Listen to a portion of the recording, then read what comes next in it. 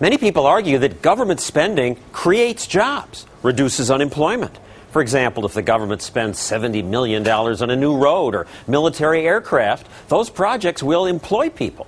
However, there is a problem with this government spending to create jobs theory. Economists call it the broken window fallacy. They say you might as well pay me to do this. That'll create jobs. Jobs for the people who clean up. Jobs for the window repairman.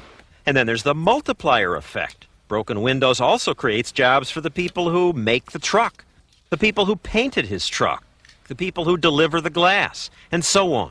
So let's break more windows. The government creates jobs argument assumes the money is put to better use than just fixing windows. The $70 million goes to building the road or the airplane.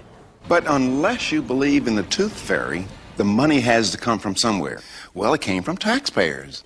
Economist Walter Williams points out that $70 million taken from you now means you have less to spend on a new teapot, or newspapers, or a restaurant. That means fewer jobs for those businesses. Of course, that loss is less visible. And politicians love that. It's a government policy where you don't see the victims. If the broken window fallacy were true, then destructive things like hurricanes and earthquakes would be good for the economy. After all, as the recent hurricanes showed, spending increases as people move to clean up and rebuild the damaged areas.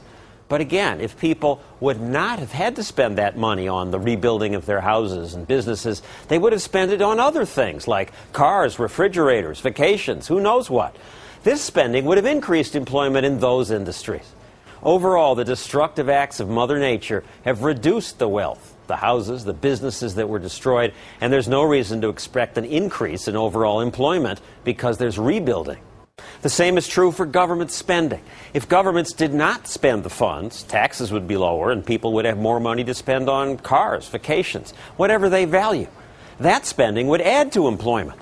The government spending reshuffles jobs. It doesn't create them. Now, if people value the things produced by the government more than the things they would have bought, then the government spending promotes higher living standards. If it's the other way around, however, it'll lower them. So to get the most from our resources, government spending should be based on the merits of the spending, not the fallacious view that it will create jobs.